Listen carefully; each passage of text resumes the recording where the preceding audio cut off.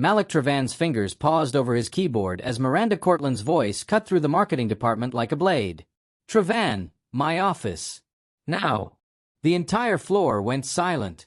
23 employees suddenly found their computer screens fascinating, but Malik could feel their eyes tracking him as he stood. Miranda's heels clicked against the polished concrete floor, a sound that had become the soundtrack to his professional nightmare. "Close the door," she commanded without looking up from her mahogany desk. Her corner office overlooked downtown Seattle, floor-to-ceiling windows framing the Space Needle like a corporate throne room. Malik had dated Miranda for 2 years in college. Back then, she was ambitious but warm, driven but kind. Now, as senior marketing director, she wielded her power like a weapon, especially against him. "The Henderson campaign materials you submitted yesterday," Miranda finally looked up, her green eyes cold. "Completely inadequate. A junior intern could have produced better work." Malik kept his expression neutral. "The client specifically requested." "Don't." Miranda stood, smoothing her black pencil skirt. "Don't make excuses. You've been coasting for months, Malik. Hiding behind mediocrity because you're too comfortable in your little bubble." She walked around the desk, stopping inches from him. The familiar scent of her perfume, something expensive and predatory, made his stomach tighten. "You know what your problem is?" Miranda's voice dropped to barely above a whisper. "You're not man enough to take what you want. Never were. That's why we didn't work out, and that's why you're still stuck in middle management while everyone else advances."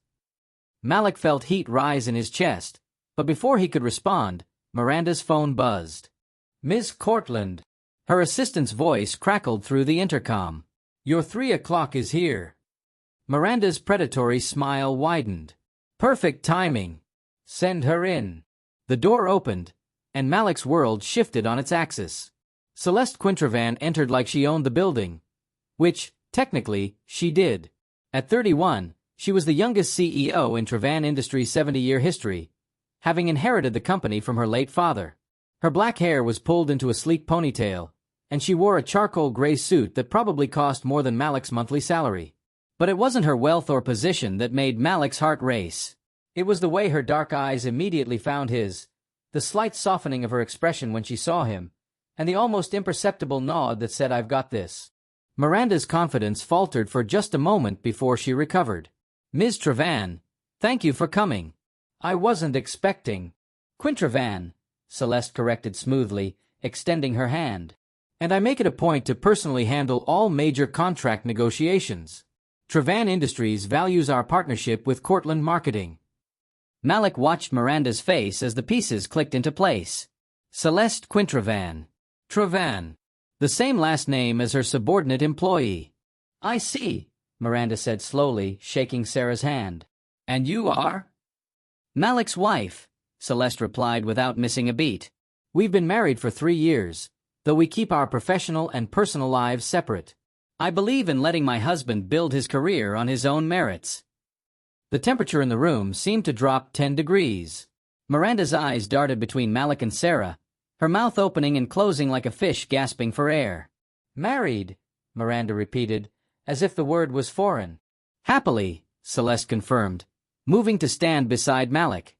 She didn't touch him.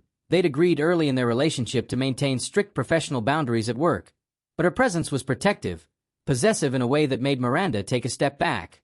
Malik had met Celeste at a coffee shop 3 years ago, completely unaware she was the CEO of the company he'd just been hired by. She'd been in line ahead of him, arguing with someone on the phone about quarterly projections while ordering an elaborate coffee drink.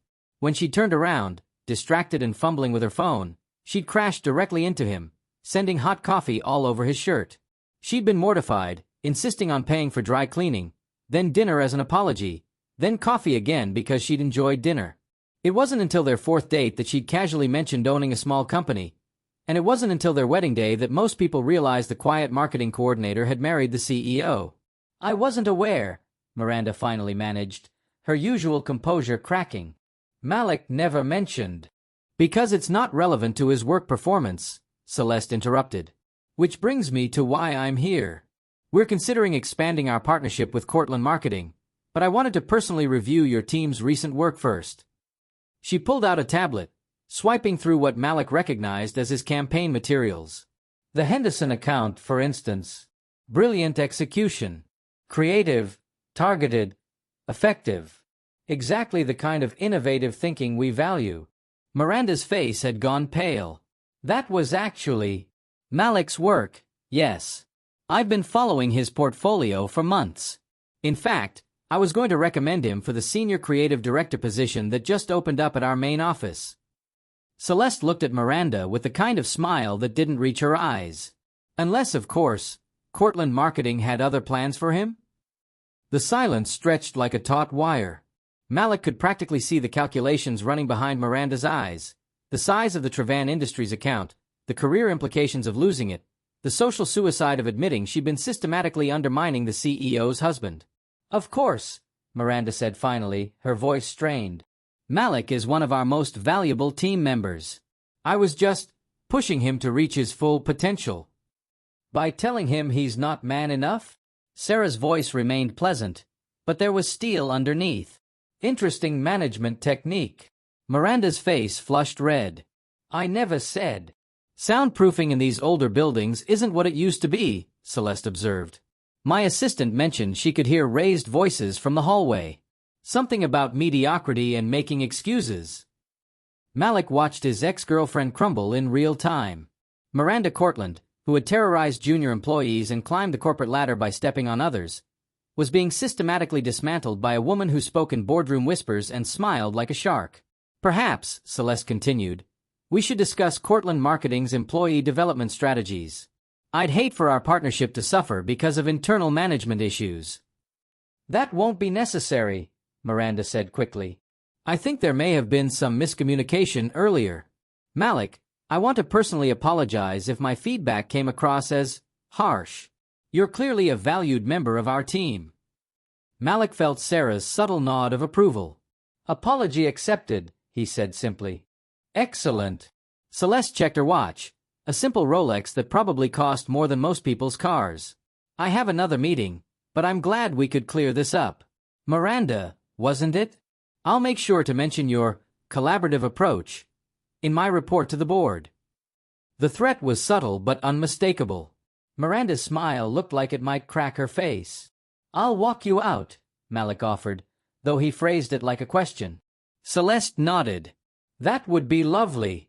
They walked through the marketing department in silence, past the cubicles where Malik's co-workers were pretending not to stare. It wasn't until they reached the lobby that Celeste spoke again. Are you okay? She asked quietly, her CEO mask slipping to reveal genuine concern. Malik looked at his wife, brilliant, fierce, powerful Celeste who could have had anyone but chose him, who supported his stubborn insistence on earning his own success even when she could have fast-tracked his career with a single phone call. I am now, he said. Celeste smiled, the real one this time, the one she reserved for him alone. Good. Because I meant what I said about the senior creative director position. The job is yours if you want it, but only because you've earned it. Your work speaks for itself. And if I want to stay here, keep climbing the ladder the hard way. Then I'll make sure you can do it without harassment. Sarah's expression hardened slightly. Nobody talks to my husband like that. Nobody. Malik felt a surge of something. Pride, love, gratitude, too complex to name. She said I wasn't man enough for her. Her loss, Celeste said simply. Besides, she's wrong.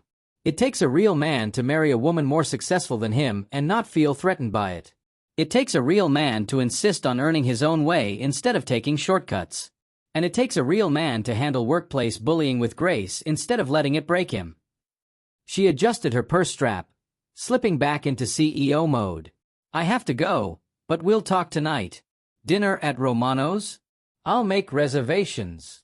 I'll pick you up at 7, Malik said, falling back into their familiar routine. It's a date. Celeste paused at the revolving door.